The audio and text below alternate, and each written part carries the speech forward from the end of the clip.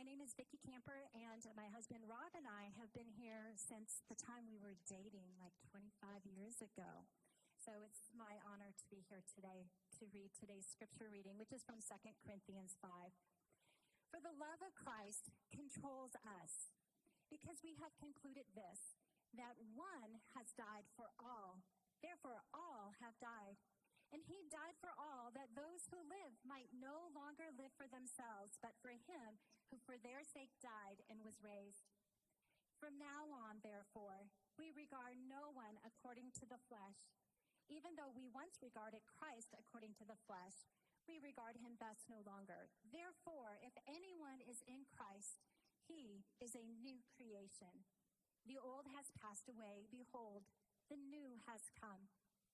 All this is from God, who through Christ reconciled us to himself and gave us the ministry of reconciliation. That is, in Christ, God was reconciling the world to himself, not counting the trespasses against them, and entrusting to us the message of reconciliation. Therefore, we are ambassadors for Christ, God making his appeal through us. We implore you, on behalf of Christ, be reconciled to God. For our sake, he made him to be sin who knew no sin, so that in him we might become the righteousness of God. This is the word of the Lord. Thanks be to God.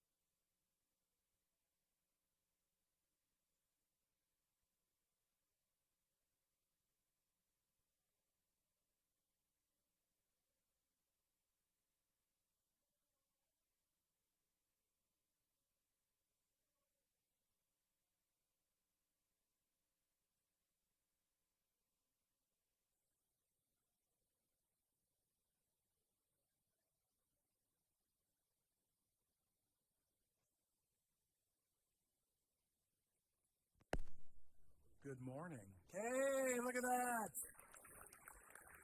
We love our tech team. Thank you guys very much. And look, you want to get involved around here? Join the tech and the audio team back there. They are awesome people, men and women who give up their Sunday mornings to serve back there to make all the magic happen. So, yeah, get involved back there. Those guys are great. We love you guys.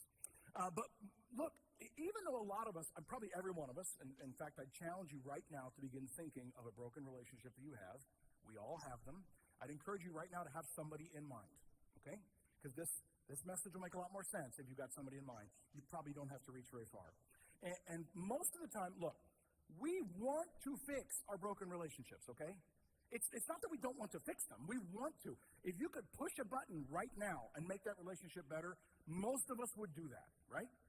We just don't know how. We don't know how to fix it. It's broken. We don't know how to fix it. And here's the thing. Some of you may have a relationship where you're like, I don't really want to fix it because I'm so mad at that person, right? But even if you don't want to fix it because you're hurt or angry, you know you ought to want to, right? Right? So it's kind of like sometimes like you want to do something, but you know it's the right thing to do, and even though you don't want to do it, and so when you're praying, you're praying, God, I really should want to do this, and so God, if you could help me to want to do it, that'd be really helpful, right? Have you ever prayed a prayer like that, where you're like, I don't want to do it, but I know I should? I want to do it, right? Because none of us want broken relationships. We want them to be fixed, but we just don't know how all the time. So, the thing about broken relationships and fixing them is that it's not intuitive. It's not natural, okay? It is a learned skill. But it's a skill that not a lot of us have learned. We don't know how to do it. And part of the reason it's so hard for us is because it requires humility. A lot of humility, emptying yourself. And it requires putting other people first. And truthfully, to be honest, we're terrible at that. We are great at putting ourselves first. We are terrible at putting other people first. And so our nature, something inside of us just resists that. We just don't want to do it, especially if you feel you've been wronged, especially if you feel that somebody's wronged you, right? So this is a learned skill. We have to practice it. And parents, if I could talk to parents for just a minute, parents, I know that you parents are learning how to do this yourself. Okay? I get this. I'm still learning how to do it.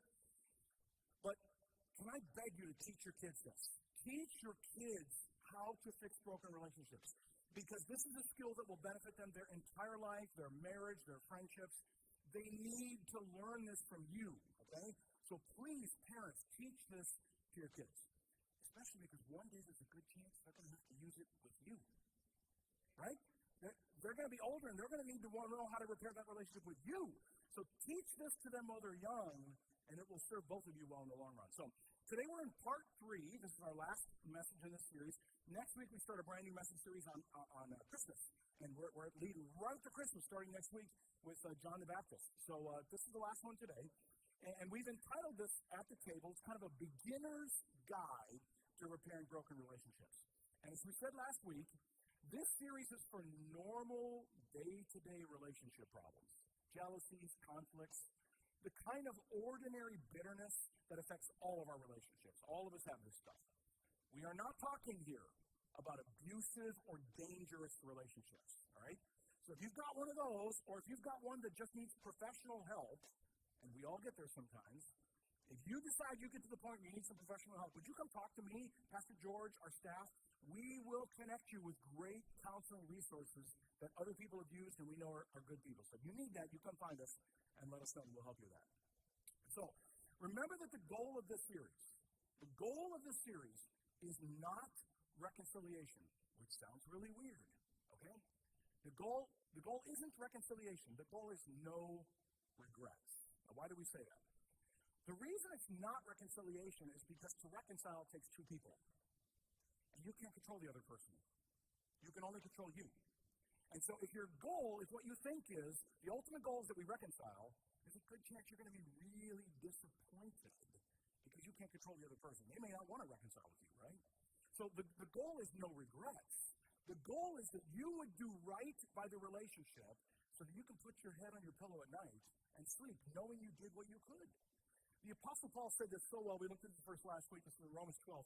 Apostle Paul said, if it is possible, as far as it depends on you, live at peace with everyone. If it is possible, which means sometimes it's not, right? As far as it depends on you, do what you can, do what is within you, admit you're part of the problem, own that, live at peace with everyone, remove every obstacle, keep the door open, take ownership for your part of it, and do what you can, right? This is how Paul described this. So in this series, we've been aiming to give you 4 tools, or 4 decisions we want you to make to work on those broken relationships. And Paul, to do what Paul says up here on the board in Romans 12. And the very first week, 2 weeks ago, we said, the very first thing we need to do is decide we're going to not get back at them. We're not going to seek revenge. We're going to get back to them. We're not going to get back at them. In other words, if you want to fix a broken relationship, you got to take revenge off the table. You got to take retribution off the table. You have to decide, I'm going to stop trying to get them back. I'm going to stop trying to pay them back. Instead, I'm committed to leave the door open and to get back to them when the relationship is broken or strained. Now, the reason we do that is not because they're worthy of that. It's because that's what God did for you. This is what Christ did for you. He came after you. He did not seek revenge and retribution on you. God did this for you. He wanted to restore the relationship with you, right? Most of you know the Bible passage John 3:16, right? John 3:16, most famous verse in the world. But the verse right after that explains how God dealt with the broken relationship that you had with him. Here's John 3:17. For God did not send his Son into the world to condemn the world, but to save the world through him. God did not send Jesus into the world to get back at you. He did not come into the world to pay you back for what you've done wrong. Instead, God sent Jesus to rescue us. In spite of the fact that we were the one that broke the relationship. So the Apostle Paul, writing in Corinthians, what you heard Miss Vicky read just a little while ago, Apostle Paul explains it like this in Corinthians. He says, all this is from God, who reconciled us to himself through Christ and gave us the ministry, the work of reconciliation. In other words, Paul says, because God reconciled us to himself, now Jesus followers, you and I, have been given the work of reconciliation to make peace with those around us. To take the gift that God gave us and then to extend it out to the difficult people in your life. Because you were a difficult person that God extended his grace to, right? Listen to what Paul says next in the same reading. That God was reconciling the world to himself in Christ, not counting people's sins against them. And he has committed to us, once again, repetition, Paul says, the ministry, the work of reconciliation. Not counting people's sins against them. This is so important, because if you want to reconcile with someone, if you want to work for peace, one of the first things you need to do is quit counting their sins against them. This is what God has done for you. God has stopped counting your sins against you because of Christ, and now he asks us to do the same thing. And if you want to reconcile with somebody, the very first thing you need to do is stop counting their sins against them. You've got to take whatever they did to you and put it aside. It doesn't mean it doesn't count. It doesn't mean you don't address it eventually, but you have to be able to set that aside. Take what they did to you, forgive it, move it to the side. This is the gospel. This is what Jesus did for us. This is the whole point of the gospel, that through Jesus, God took your sin and set it aside. God forgave you, and he did not hold your sin against you, so that he could reconcile with you. And now he has committed to us, then, the work of reconciliation. This is what God has done. This is how the gospel works. It flows to us and then through us out into the world. So, think about this. How in the world are you ever going to bring Jesus' message of peace and reconciliation to the world if you can't or won't reconcile with the people in your own life? How are we going to be the ministry of reconciliation if we can't even reconcile with the people around us? Now, last week you heard Jesus say that when we focus so much on other people's faults and we refuse to work for peace, Jesus said it pretty bluntly last week. He said, you're hypocrites. You're a hypocrite. You're taking what God did for you. You're taking all of his forgiveness. You're taking it for yourself, and you're so happy. I'm so glad God forgave me. I'm so thankful for what God has done for me. But if you're not willing to take that to the other people in your life, and all you want to do is point out their flaws, Jesus says, you're a hypocrite. And that's why this series, friends, listen, that's why this is so important. This is not about being nice to people. This is not about getting along with everybody and just making sure everybody's copacetic. This is the gospel, and it's the central issue of the gospel itself. God made peace with you. And now if you call yourself a follower of Jesus, if you consider yourself a follower of Jesus, you have to bring that gift to the people in your life. It's not even an option for us. Man, I don't know if that's good news or bad news for you. Maybe that weighs like a ton of bricks, like, ugh. But it's only because it's so good what God did for you, but it's so hard for us to do that. It's not intuitive. So the first decision we said we have to make, is to decide we are not going to seek revenge or payback anymore. We're going to set that aside. The second one we said last week was if you're going to reconcile with people, you got to own your slice of the blame pie, right? You got to own your part of the problem. I have to remove the plank from my eye before I start worrying about the speck in yours. I have to take responsibility for what I did in the relationship in order for us to bring peace. And it's not just so I can be a better person. It's because I can't see clearly what the conflict is about until I deal with my part in it. If I want to move towards you, then I have to humble myself and own my slice of the blame pie. Now, today we're moving on to the third and fourth decision, the third and fourth tool you need in your tool belt. And the third decision you have to make, the third tool is something that we've actually talked about before. You've heard me say this over the last couple weeks, but today I want to make it explicit. The third one is this: I will make the first move no matter who moved away first. I will not wait for them to make the first move. Now see if this doesn't ring true for you, all right?